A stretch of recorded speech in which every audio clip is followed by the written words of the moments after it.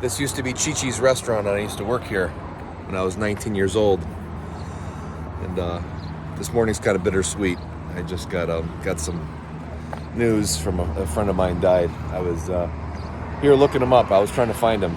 He and I worked together here. He was the first friend that I made when I first left boarding school when I was 19 years old, because when I left boarding school, my parents and I didn't have a relationship. They wouldn't talk to me.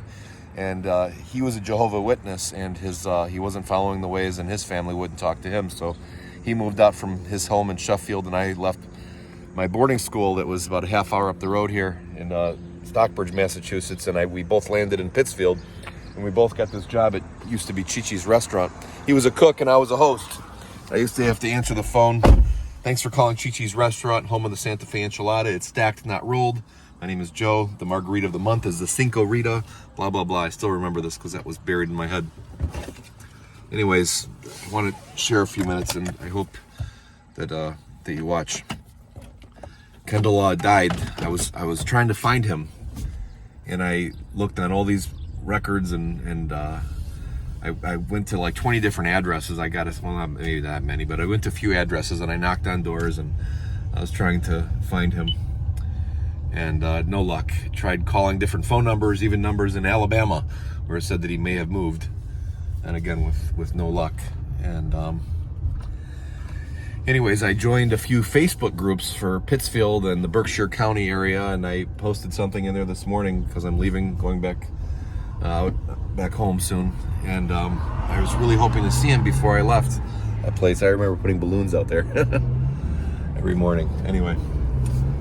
And so I posted something in the Berkshire County Facebook group, and I said I'm looking for Kendall T. Wright. He's 47 years old. I said he was my roommate back 30 years ago almost, and we lost touch with each other. And every number that I've tried to reach him on, I'm not able to get him. Anyways, a woman said that we lost Kendall a year ago, and that was all that was said, and I couldn't get any more real information out of her.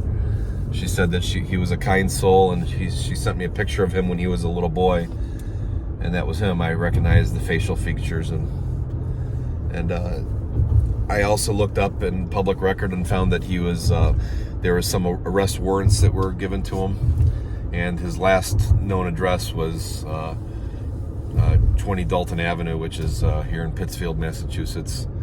And so I drove over there, and I looked in the mailbox, and there was nothing. And when I was walking away, a guy came out, and so I started talking to him, and it's an older guy, and I said, "Does Kendall live here?" He said, "No, Kendall died last year." I said, "So you knew him?" And he said, "Yeah, I knew him, but he passed." And this guy, he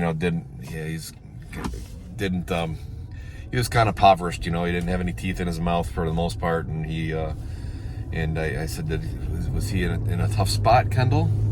And what happened? And he said they found him dead. He took too much of his medicine, and so I'm assuming that he overdosed on something.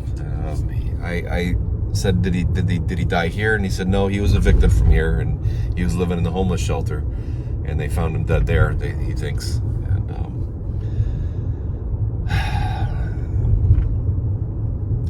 Kendall was a good man. This is the address. This is where I went over here and spoken to these guys. That house. But he was evicted from there, and he said that he got his relationship with his mom back because his mom used to come by and give him $800 a month and come see him every week, and she'd pay the rent for him, and he still got evicted. And I said, why did he get evicted? It said, well, he was drinking every day. And it was drinking so bad that he would go to the different garbage cans and look for liquor. And I was like, man, that's not the Kendall I knew, man. But then I started looking back in time, and that's we were 19, we were, it was illegal for us to drink, but we did drink every day. Even though we were underage, we had people buying booze for us every day, and he was the first person I ever smoked weed with in my life also. In fact, when I was 19, there was a scout that came to seek me out because he saw me play baseball when I was at the boarding school, and somehow he found out that I was working at Chi-Chi's restaurant.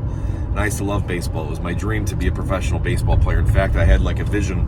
I autographed school pictures of myself and said, Mom, if I ever make it to the big leagues, you have my autograph before I ever became famous. And I said, this will be your retirement if I ever make it to the All-Stars. And that was my dream, was to be a professional baseball player. And I guess somebody had saw me play. It was a co-ed softball league.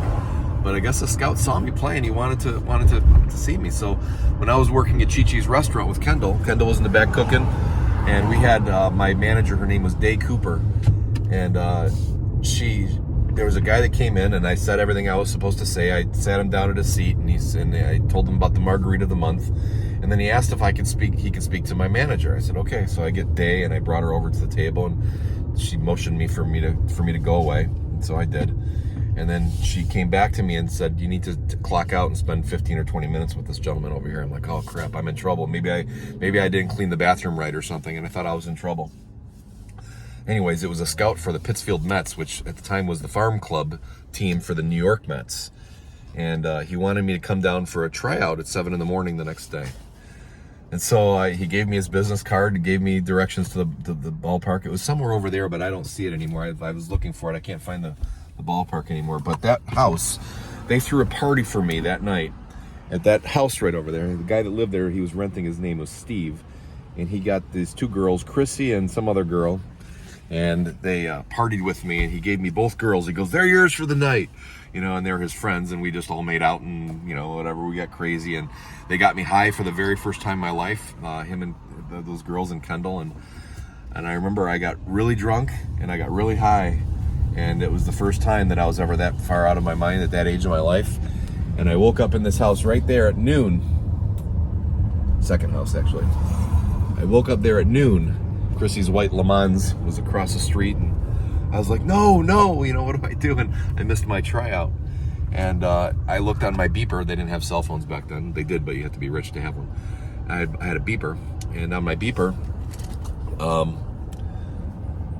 there was all these missed pages, and I didn't bother to call the guy back. I just felt like such a failure. I feel like I effed my whole life up, and I just quit. And I woke up that day, got up, walked home, which where Kendall and I lived. We walked back home together. That's Berkshire Medical Center. We walked up this road here. We didn't have a car yet, and I'll show you where I used to live. And we went home and we got some more booze from somebody, and we kept on drinking that day. And just to forget about our lives, to forget about the things that were troubling us. And we drank, and that's what we did. He was troubled because his family wouldn't speak to him. I remember him crying to me once about it. And I remember crying about my family not speaking to me. And there was this lady, her name was Crazy. We called her Crazy Annie. She was on the corner here, and she'd throw rocks at cars driving by. She had a whole shopping cart full of rocks. But he and I lived in this house that had two addresses to it: 3 Abbott Street and 832 North Street. So on this address here, on this side of the house, the address is 3 Abbott Street, but there's another door over here on the front of the house, and it's 832 North Street. And so we had a scam. We used to order pizza to 3 Abbott Street. And when the pizza delivery guy would go here and knock on the door, somebody would say, oh, that apartment's upstairs. So he'd walk through the house and go upstairs, and we'd come out the other door and go into the back of his car and steal all the rest of the pizzas. we were such criminals, man. We were rotten. But anyways, Kendall and I were very good friends. We pooled our money together, and we saved up a couple paychecks, and we went and bought a 1974 Volvo. It rode 60 miles an hour when it was floored going downhill. That's as fast as it would go. But we shared. That was our first car together. Neither one of us had a car, and so we shared that car. And we became really good friends, man. We snuck a bunch of people into Woodstock 94, which is only about an hour away from here. We went there and we drove the Volvo through the fence and got a whole bunch of people in for free. It was pouring down rain. It was muddy, but we went to Woodstock 94, well, part of it at least, before we got escorted out of there eventually. But I guess we're two very similar people, and our lives went drastically different directions.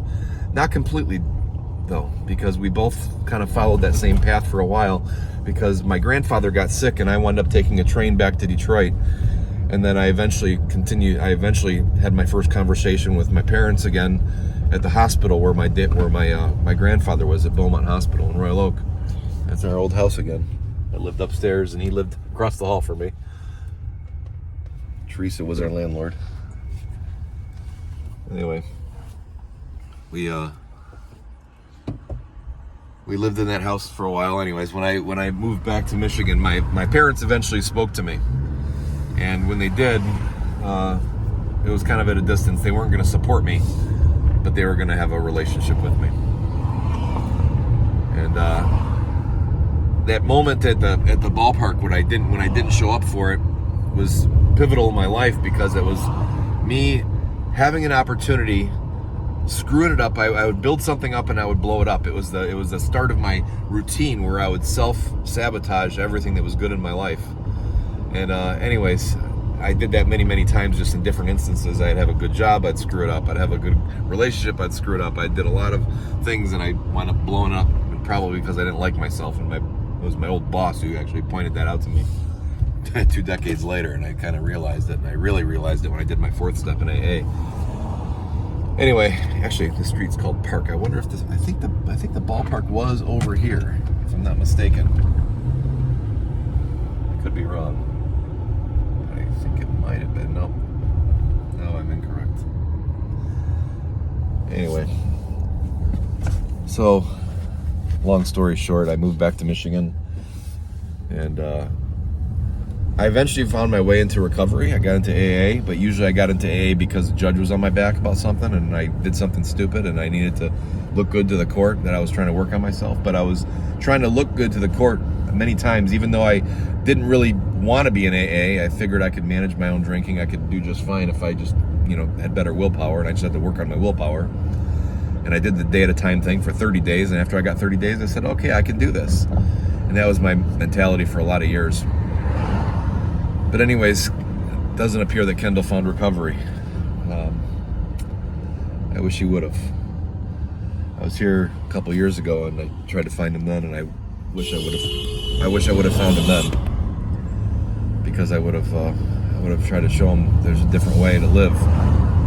Because AA saved my life, that's for darn sure. And I've lost a lot of friends to drug overdoses, to alcoholism.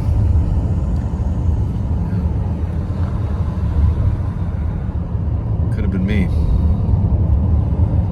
I wish I could find Kendall's family, because I really want to honor him. I want to go to his grave and spend some time with him if I could today. My other first job was at Big Y grocery store, which is actually right over here too. And that was a interesting place. I was a cart pusher. And when I first got out of boarding school, I got 3 jobs.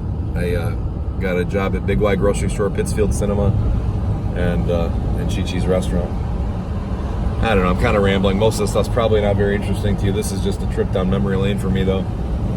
The old grocery store is right over here. That building right there. It's called the Big Y, too.